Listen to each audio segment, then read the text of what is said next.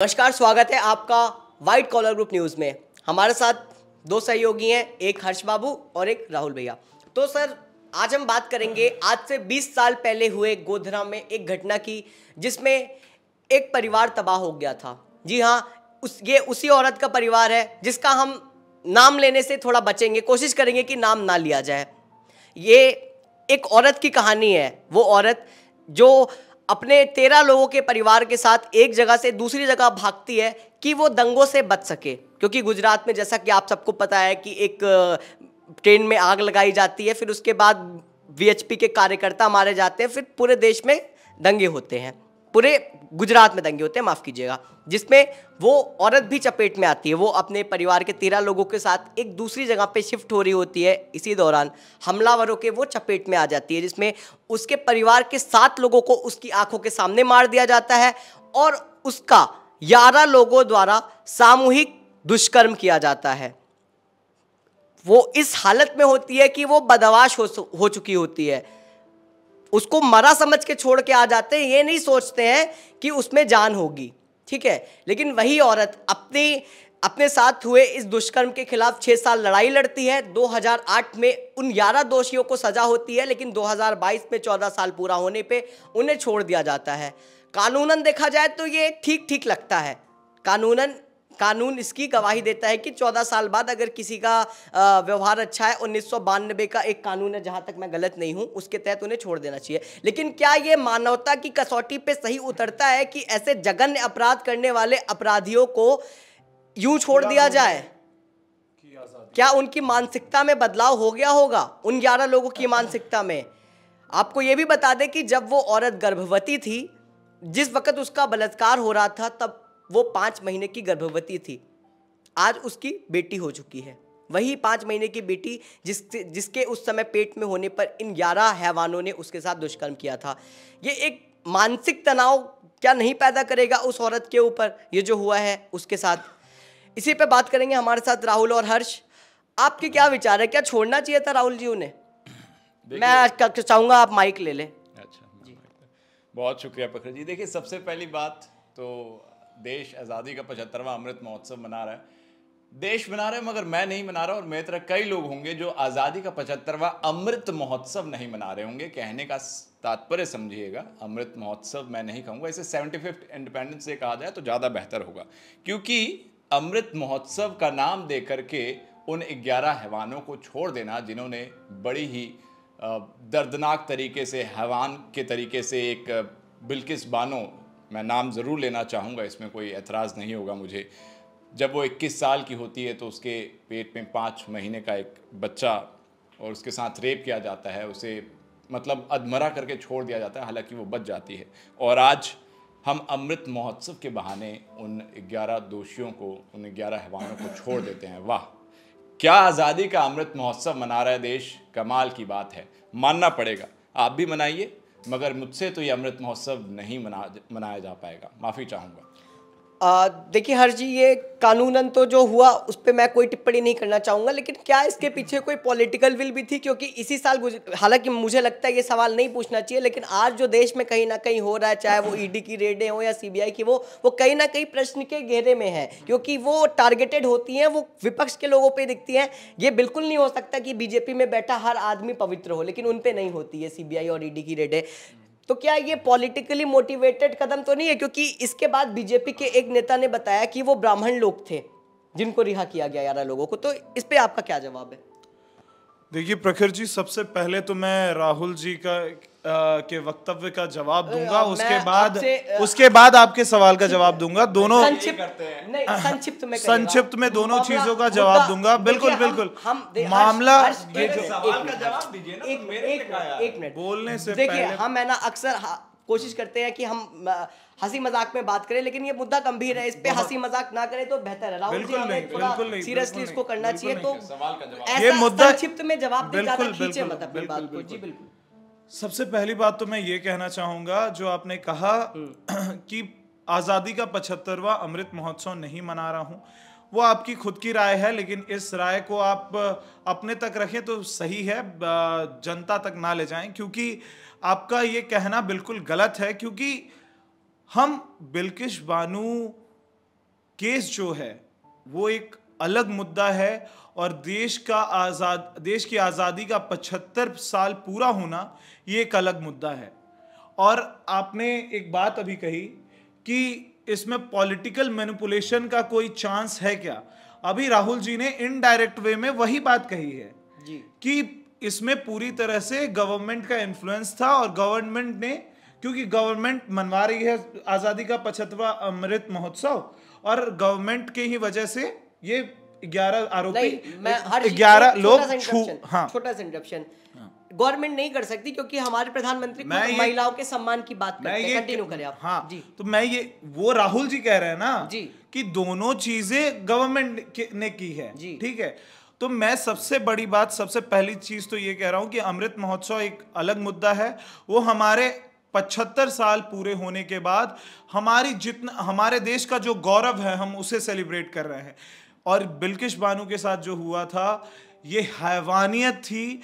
उन 11 आरोपियों को उस वक्त गलत किया कोर्ट ने कि उनको बस उम्र कैद देकर छोड़ दिया। उसी वक्त उनको हैंग्ड टिल डेथ का वारंट जारी करना था और उन्हें खत्म कर देना था, लेकिन ये चीज नहीं की गई, ये गलत था। उसके बाद अभी जो चीज हुई है, उनको छोड़ा गया है, ये भी गलत है। अगर जुडिशरी में ऐसे रूल्स हैं कि किसी भी संगीन से संगीन आरोपी को भी छोड़ दिया जाएगा 14 साल में, अगर वो बहुत देवता बनकर रह जाता है अपने कारागार में, तो उसे छोड़ दिया जाएगा। ये चीज गलत है। इस रिफॉर्म को चेंज करने की जरूरत है, जुडिशरी में ये अमेंडमेंट लाने की जरूरत है। लेकिन बीजेपी का, गवर्नमेंट का इसमें 1% भी हाथ नहीं हो सकता है, क्योंकि गवर्नमेंट अगर जुडिशरी को हैम्पर करने लगी, मैनिपुलेट करने लगी, तो इस देश में से तो डेमोक्रेसी खत्म है। और वही चीज आप कह रहे हैं, तो आपको क्या लगता है डेमोक्रेसी खत्म है इस देश में? ठीक है, मैं आऊंगा आप तक। चलिए ठीक है, आप जवाब दे लीजिए, क्योंकि अभी नहीं, सबसे पहली चीज़ तो मैं इसमें ये कहूँगा कि ये जो कह रहे हैं कि ये मुद्दा कहीं से भी लिंक्ड नहीं है आज़ादी का 75वां अमृत महोत्सव और इनको यहाँ से छोड़ना। जब पहले ही कह दिया गया है, जब CGI NV रमना उन्होंने भी ये इस बात का जिक्र किया था कि हमें आज़ादी के 75वें अमृत महोत्सव पे ऐसे लोगों को रिहा करना चाहिए जो काफ़ी समय से जेल में बंद हैं या जिनका कोई छोटा अपराध है। तो ये कहीं से भी मायने ही नहीं, मतलब ही नहीं रखता कि ये लिंक्ड नहीं है। आज़ादी के 75वें 15 अगस्त पे आप इंडिपेंडेंस किसी को आज़ाद कर रहे हैं, तो ये ऑब्वियस है, ये लिंक्ड है। इसमें आप बिल्कुल ये नहीं कह सकते कि ये लिंक नहीं है। और क्या ये इत्तेफाक नहीं है कि CGI NV रमना जो कहते हैं कि इस साल आज़ादी के अमृत महोत्सव पे कुछ ऐसे अपराधियों को छोड़ना चाहिए ताकि वो आज़ादी मना सके, और फिर उसके बाद सिर्फ इन्हीं सिलेक्टेड इन 11 दोषियों को छोड़ना, तमाम अपराधी बंद है जेल में, सिर्फ ये 11। क्यों नहीं ये मैनिपुलेटेड है, क्यों नहीं ये ड्रिवन है इलेक्शन से, सिर्फ इनको 11 क्यों टारगेट किया गया, क्यों नोटिस किया गया? सबसे बड़ी बात तो, अगर आप ड्रिवन कह रहे हैं तो मैं क्या बोलूं इसमें कि आपने क्लास 8th में एक बात पढ़ी होगी अपने सिविक्स के बुक में कि इस देश में डेमोक्रेसी है और डेमोक्रेसी के 3 पिलर्स हैं।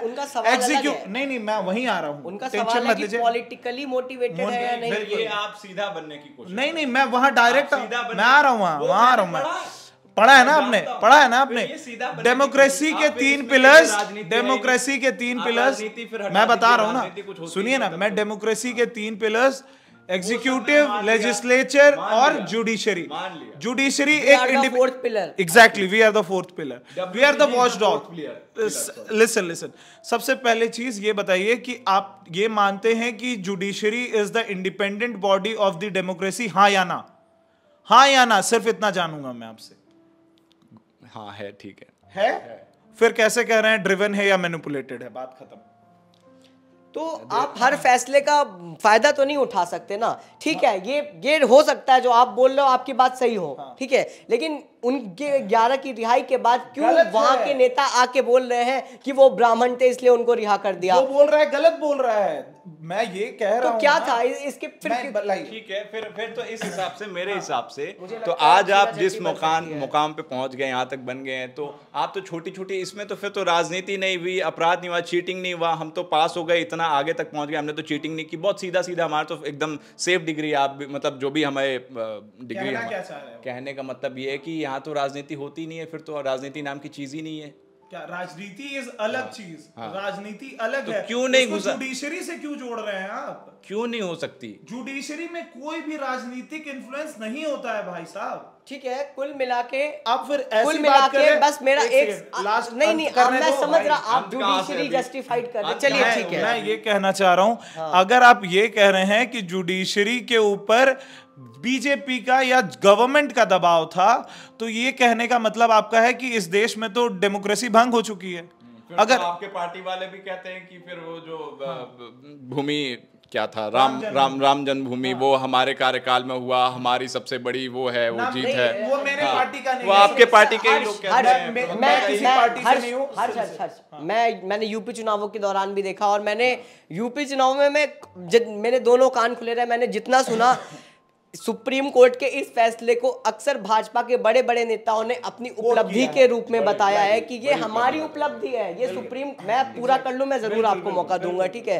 तो वो उपलब्धि, और ये क्या, मैं बता रहा हूं, अब ना मैं उसे बीजेपी की उपलब्धि मानता हूं, ना मैं बीजेपी का इसके ऊपर, इस फैसले के ऊपर बीजेपी का कोई भी 0.1% भी इसके ऊपर इन्फ्लुएंस मानता हूं, क्योंकि अगर आप नहीं मानता हूं, नहीं मानते, क्योंकि अगर आप ये चीज कहते हो तो आप ये मान रहे हो कि जुडिशरी बिक चुकी है, या जुडिशरी किसी के इन्फ्लुएंस में है, या जुडिशरी किसी के मैनिपुलेशन में है।